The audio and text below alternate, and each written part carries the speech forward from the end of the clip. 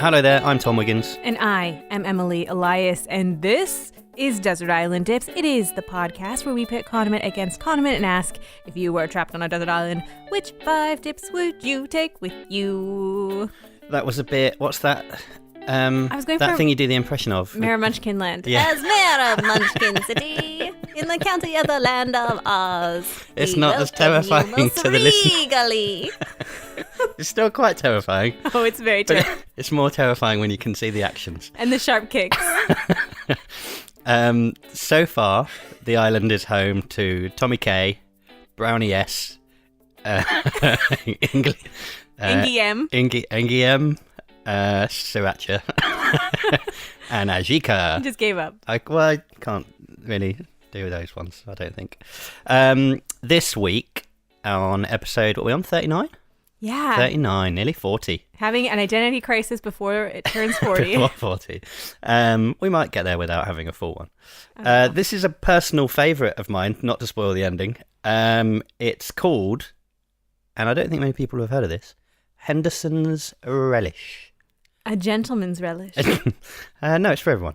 In a way, already on an island of its own, but not a literal island. Would that island be the United Kingdom? No, the island of Yorkshire. That's not an island. No, but the people who live there really wish it was. So, and more, it's more a figurative island, and I'll tell you why. Okay. It's like sort of a psychological island of Yorkshire. Like You've met people from Yorkshire. They all think it's the best place in the world. They wish. I reckon if they were given the option, they would like set it free and live on their own little republic. They would like pile drive down explosives to break it off of the United Kingdom. You don't have to do that. You just cut around with a knife. Yeah, a small knife. That's how the Isle of Wight existed and still exists. I would love to see a geology show that you presented. Explain that.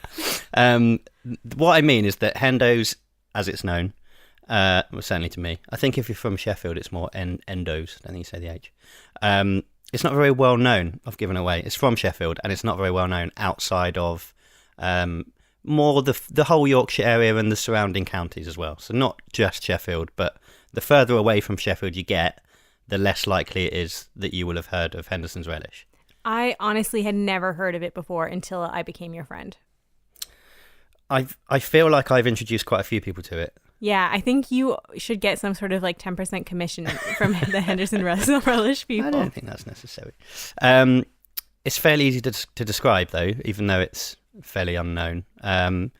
Because even though it's called a relish, I mean, relish you sort of associate it with like lumpier, sort of more like pickles, don't you? Yeah, like a green pickly relishy thing. It's nothing like that. It's actually very similar to Liam Perrin's, which we did the episode on before, a long time ago now. It comes in like a glass bottle with like an orange label. With an orange label, and it's kind of like it's just a brown liquid. Yeah, it's not like there's no real viscosity to it. It's kind of like it's just like brown water, but much more delicious than brown water. I feel like that's like a horrible. Yeah, you're doing it a disservice there. The ingredients are almost identical. Are they? Yeah. Henderson's is basically made of. If you read the back of the bottle, it's supposed to be a secret. It's a secret in inverted commas, but it's the recipe that's a secret more than the ingredients. But it's made of basically water, vinegar, sugar, salt, tamarinds, cayenne peppers, garlic, and cloves. Do you know what the big difference between that and Liam Perrin's is? Can you remember? No. Liam Perrin's oyster sauce is fermented anchovies. Yes, anchovies. It's got anchovies in it. So Hendos would be vegan friendly because there's no animal product in it. Correct. It is vegan friendly. Also, I mean, it does taste. Obviously, I think if you take anchovies out of something, it's going to taste different, and that is very much the case here. I mean, it's a similar taste, but I think it's slightly smoother, maybe a little bit fruitier. For me, it's a lot nicer. Yeah. And I sort of buy into the whole ethos of Hendos as well. Tell me about this ethos, Tom. I'm going to get onto it in a little bit. I'm going to tell you how I discovered it first. Okay, yeah, I'd love to hear that story. I can't remember. Cool story. I can't remember exactly how. I think it was through the film director Shane Meadows which is weird, isn't it? Close personal friend? No, just followed him on Twitter a long time ago. Don't bother anymore. But he's from Wait, nearby. You don't bother following him, or you don't bother with Twitter? No, I don't bother following him. Served his purpose, and now he's gone. He introduced me to a condiment. You're done. Thanks. Thanks, Shane. He's not actually from Sheffield. He's from Staffordshire, but it's not that far away. And he's set quite a few of his films in the South Yorkshire, Nottinghamshire, Derbyshire region. Mm-hmm. And has worked with people. Warp Films is the production company he worked with a lot. That is based in Sheffield. So clearly he has his little fingers in the Sheffield pie, which is a good thing to put Hendos on, by the way. Is there such a thing as a Sheffield pie? Don't know, actually. Yeah, I don't know either. Legit ignorance. I don't know if Yorkshire has their own pie. The thing that really intrigued me about it when I saw if it was him, because I can't quite tell, I can't quite remember. The thing that really intrigued me was this whole idea that you can't really get it outside of Yorkshire and the surrounding environs, because that just doesn't really, unless it's like something that is, very much homemade in a particular shop and kind of, that just doesn't really seem to happen anymore. But this thing was just like, there's no, I can't think of there's no London equivalent, is there? Like, or you can only get a particular source. I mean, you get things like jellied eels and stuff that you only really get in certain places, but this felt really different to me in the way that there were people that were massive fans of it, and it was like an institution in Sheffield, but it just hadn't really spread around. And I was like, really, I liked that. If you go into supermarkets in Sheffield, if you go into a Sainsbury's, there's loads of the stuff all on the shelves. And in every pub you go into, they've got these little bottles of it, little sort of almost Tabasco-sized bottles of it. But genuinely, if you went further afield than around Sheffield, you just couldn't get it. And if you ask most people around down south, they've never heard of it. The problem we've got now is that obviously Amazon and places like that sell foods, which they didn't used to do. And hey, don't blame Amazon for you can this. pretty much buy anything on Amazon now, can't you? Yeah. You can buy Hendos on Amazon. Of course. You can buy Hendos on Hendos website and have it sent to you as well. So it's just that the shops, by and large, you cannot get it in shops outside of there. Although, little sneaky tip, there is a deli that I discovered on the internet in North London that sells it. Interesting. Yeah. So it's... What's the name of the deli? I can't remember. I mean, it's still only made in very limited quantities, so it's not through any sort of conscious decision by Hendos to kind of let's spread out into the rest of the UK. They still don't make huge amounts of this stuff. They're still in this little factory in Sheffield. So it's never going to be, I don't think, on the shelves of every single one around the country. That's a very conscious decision they made and have made all along. The family that owns it now, they're called the Freemans. They bought it in 1940, and it's been with them ever since. They've said, we could move up to a bigger bottling supply chain, but it just wouldn't be Hendos anymore if we did that. So they're keeping it real, basically. I like that. Which, I mean, how can you not like that? Exactly. Current factory is not the original home. It started out, we'll do a little back in time. Yeah. Where it started was a house on Broad Lane where Mr. Henry Henderson lived. Henry Henderson? Yeah. That is a bold naming move by his parents. It just makes me think. I kept thinking I must say Henry and not Harry, because Harry and the Hendersons was obviously the classic John Lithgow big celebrity film, vehicle, right?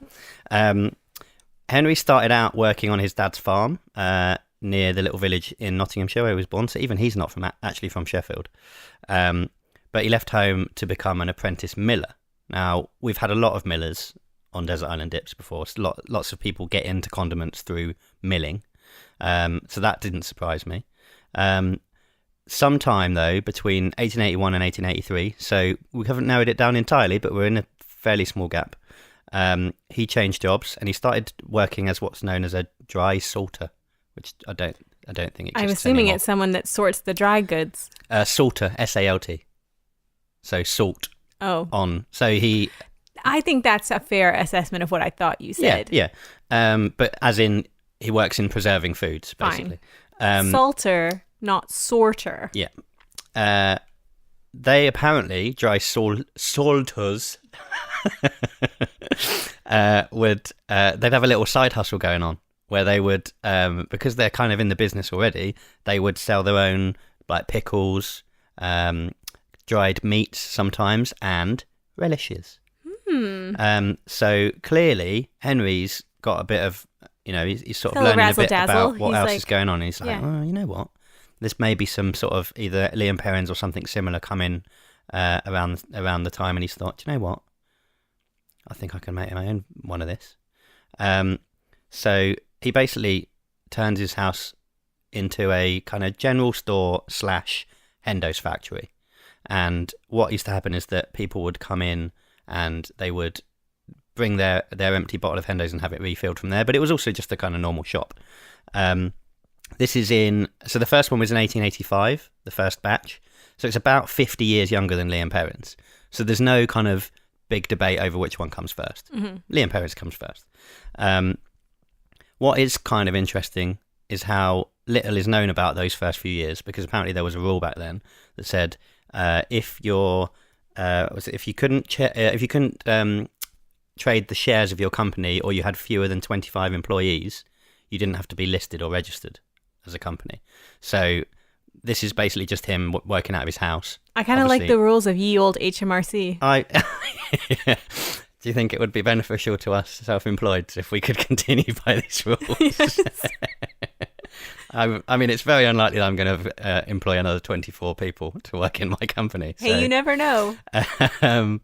So he didn't have to register it, basically. So there's no kind of official documentation that records the early years of the Hendersons' empire.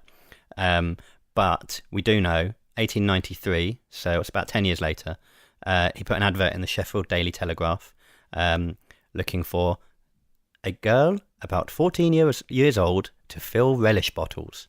It's a bit creepy on the age. It's a little bit creepy, isn't it? Yeah, but I think back in the day... I shall need a small girl to fill the bottles. Back then, kids are working at 14, aren't they? So needed the nimble fingers of a young lady. To twizzle the Hendos tap. Oh, that sounds much worse. It's not the euphemism I meant. I didn't mean it to be that. But there is no suggestion that this was nefarious. He just needs someone to help fill the bottles. All it suggests instead of a milkmaid, they need a Hendos maid. Yeah, all it suggests is that business is doing well. And he needs to hire the young women. And he needs help. So he carries on with Broad Lane being Hendos HQ. Bit of a drama in the Hendos story. 1901, there's a fire at the house. No. Which I think suggests, after what happens afterwards, that maybe that makes Henry think, do you know what? It's time for me to stop. Because he's 51 at this point. He's born in 1850, so he's 51 at this point. And, this is a long, long time. This is over 150 years ago. Sorry, he was born over 150 years. This is 120 years ago. Working was different to what it is now. You didn't get, like, yoga sessions in the morning and... free Easter eggs and stuff. Oh, tell me where you work, because that is not where I'm working. That is just an impression I get of workplaces. Workplaces these days all soft with their free Easter chocolate and their yoga mats. Exactly, and they've got people that they get in to fill your Hendos bottles for you and like, stuff like that. Oh, do you need a stand-up desk? Would that help your back pain? Just to be clear to everyone, if you do need a stand-up desk, it's fine, and just ask your boss. Don't make me sound like I'm against stand-up desks. Well, it sounds like you are. I'm just jealous because I don't have a stand-up desk option. Can I tell you a story about stand-up desks? Yeah.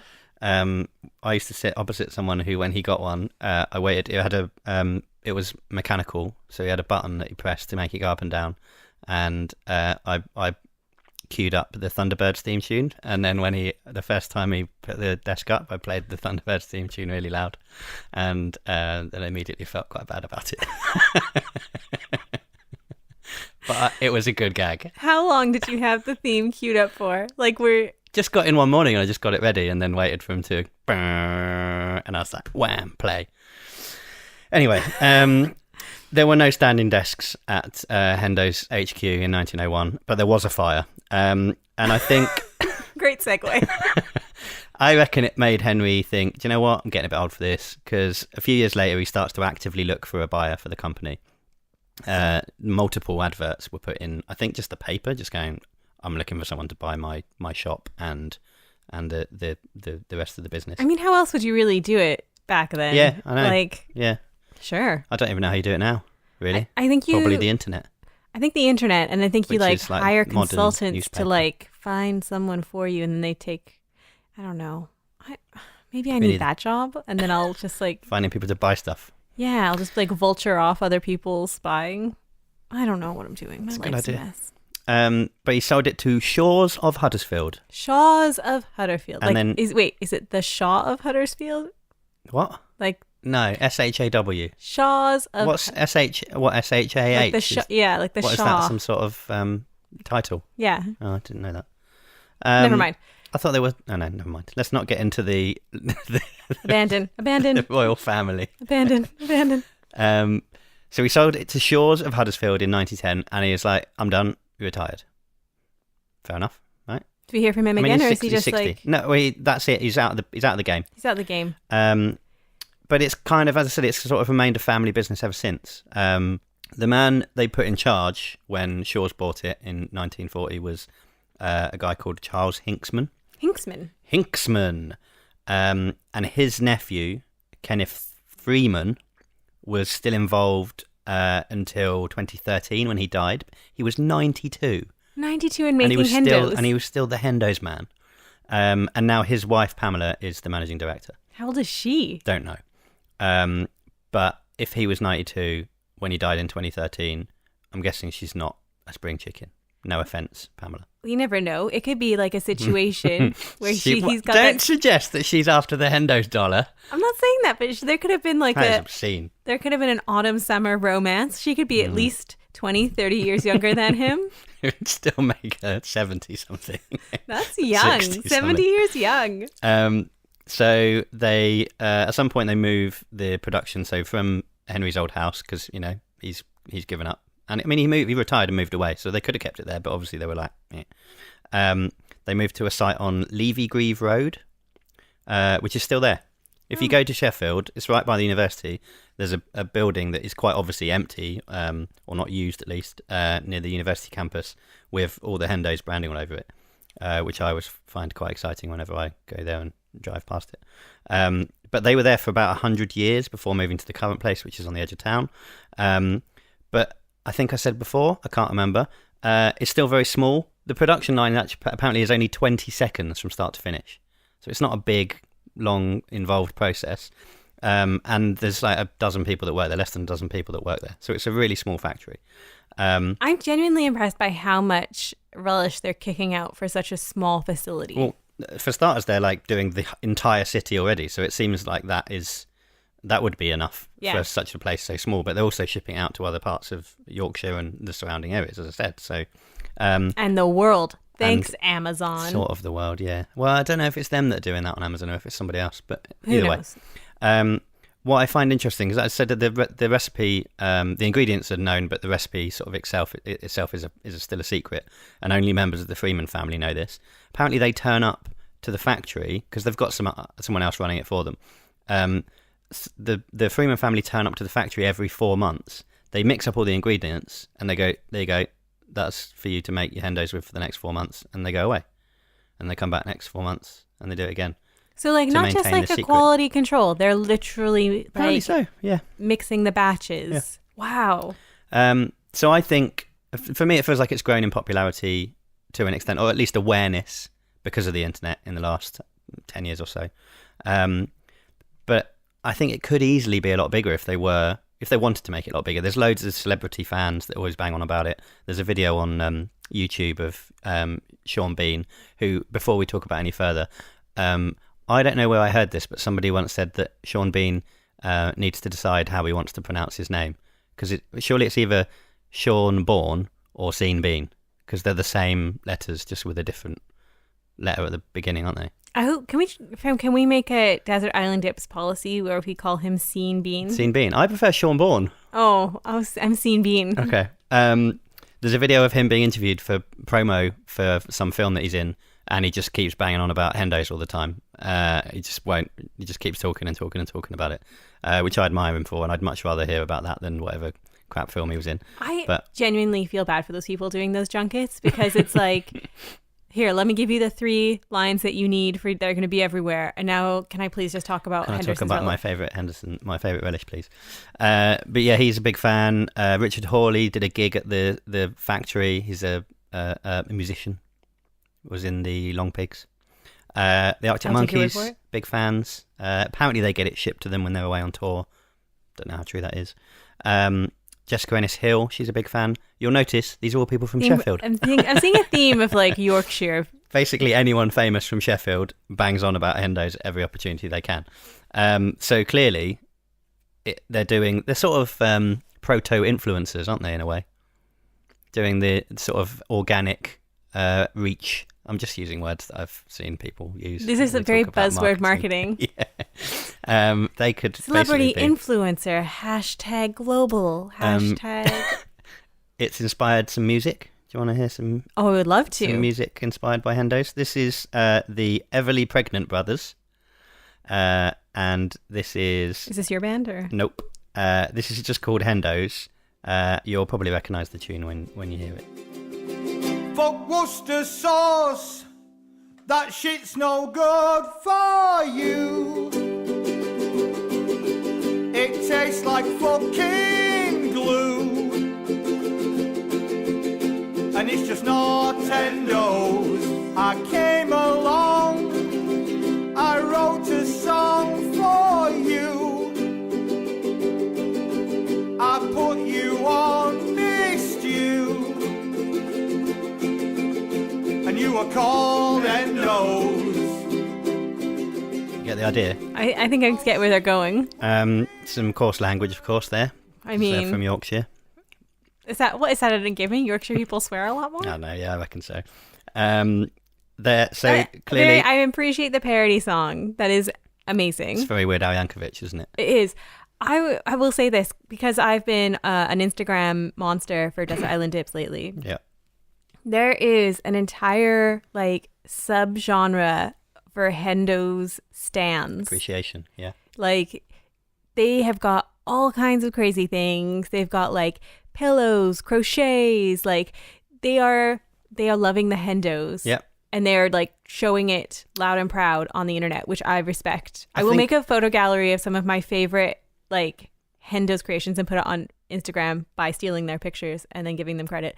But it is amazing how much like niche love there is for a product. It's because like if they're not like really pushing it massively themselves, and if they were doing that all the time, I don't think anyone would feel they'd feel a bit sort of weird about doing it. Like you don't go out and tell everyone about something that you really love if it's already advertised everywhere, because it would just be like a bit weird, wouldn't it? Can I draw a comparison?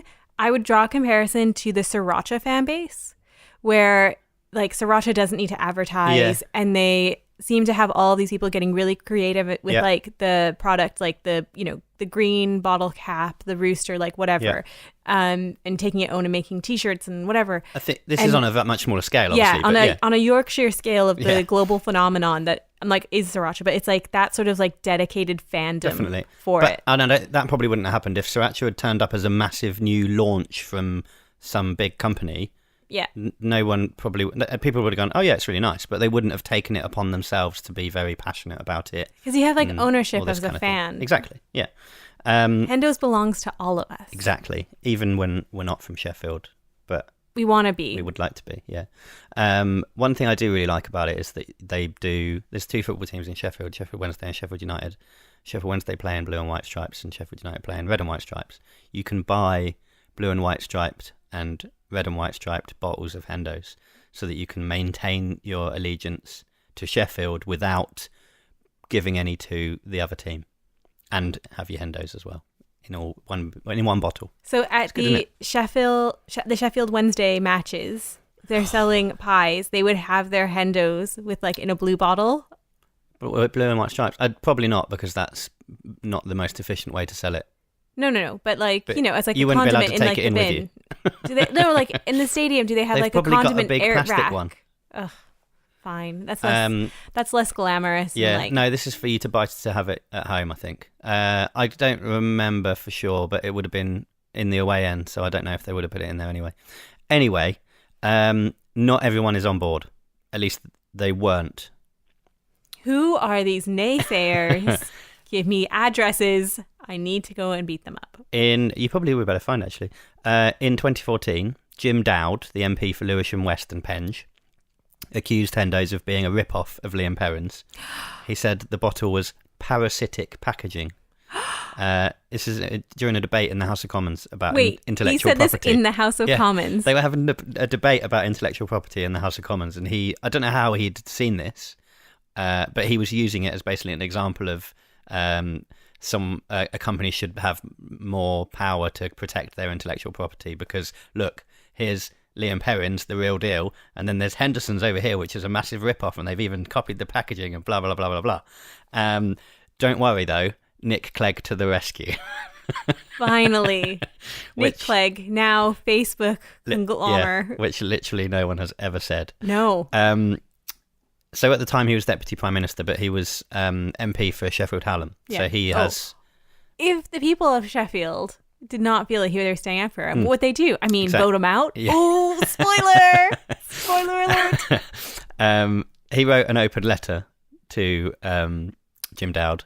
I mean, it seems a bit much. I obviously did it because he wanted the attention. He didn't want to just take him to the side and go, "Oi, Jim, I think you'll find." He wrote an open letter, I would almost argue that is not as good as making a statement in the House of Commons, like standing up and getting time to do like a stand for Hendos. I don't know if he was there during this debate, and I don't know what the rules are about like responding to things after the fact.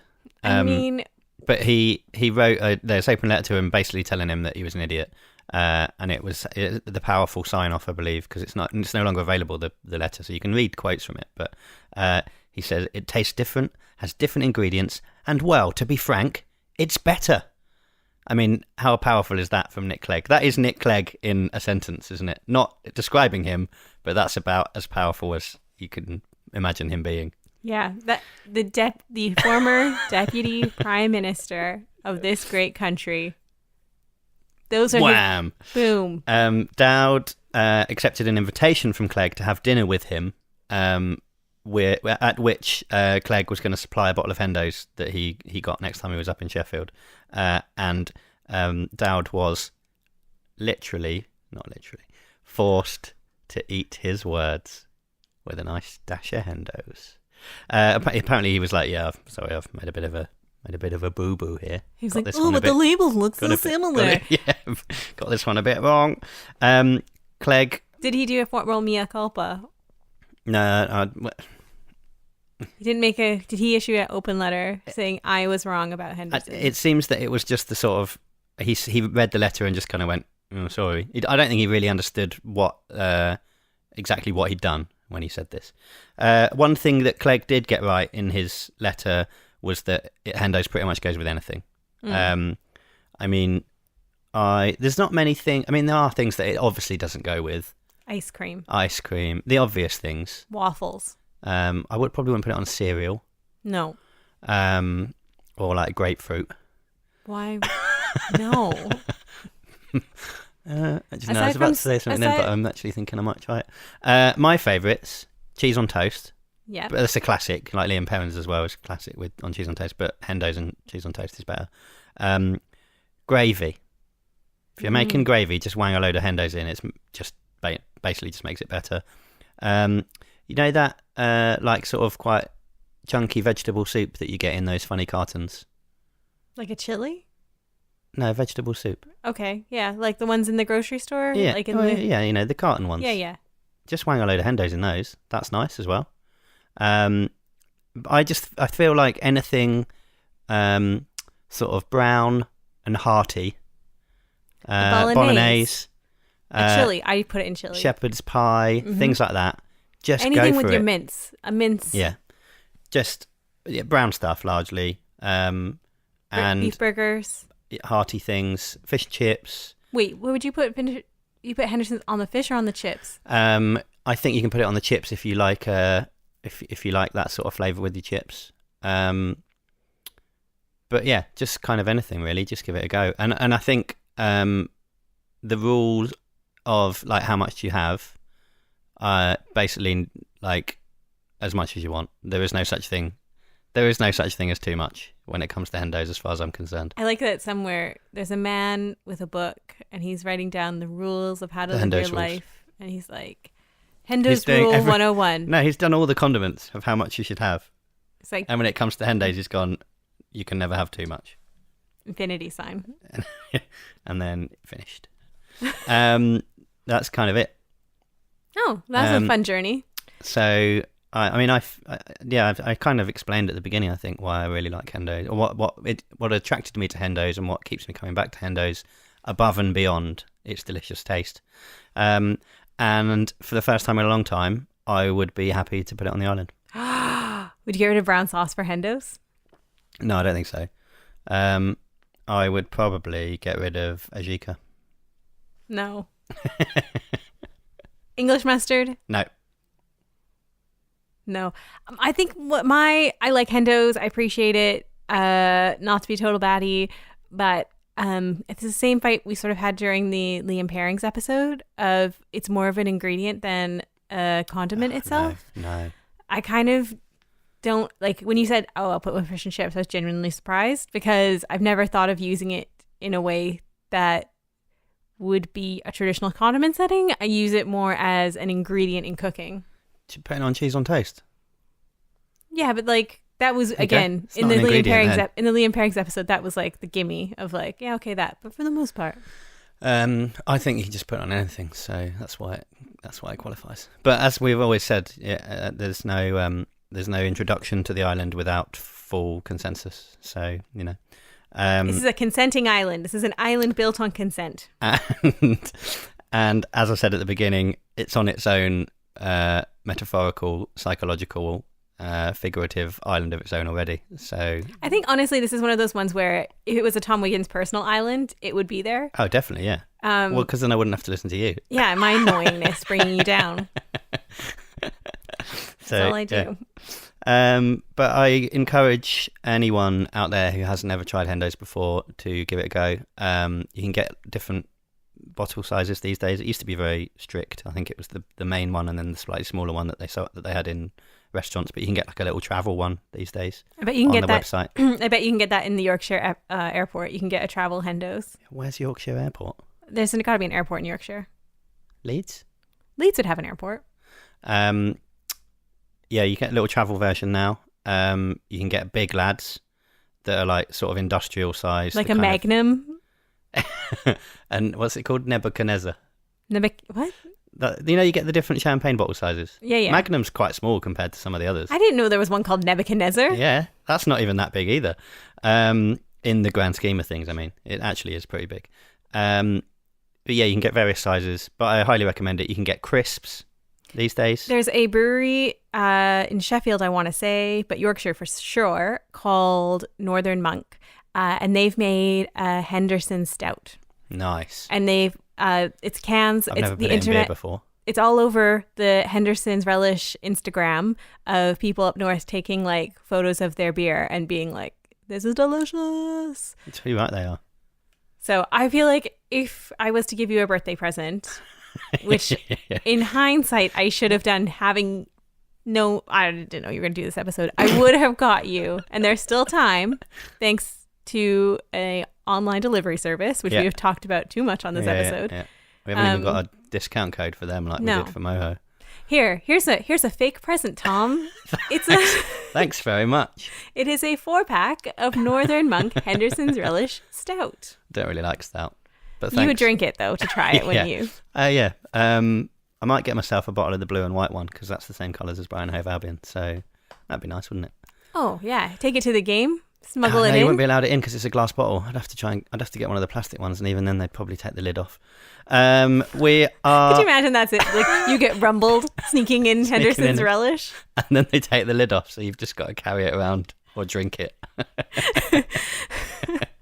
This stadium wasn't big enough for the two of us. Just go around with it, just offering it to people until there's none left. You know what? You would honestly make so many friends at the football game that you didn't want to have. No, I don't want any of them. And they'd also be like, who's this weird man trying to offer me mystery weird liquid? Brown liquid that no one's ever heard of.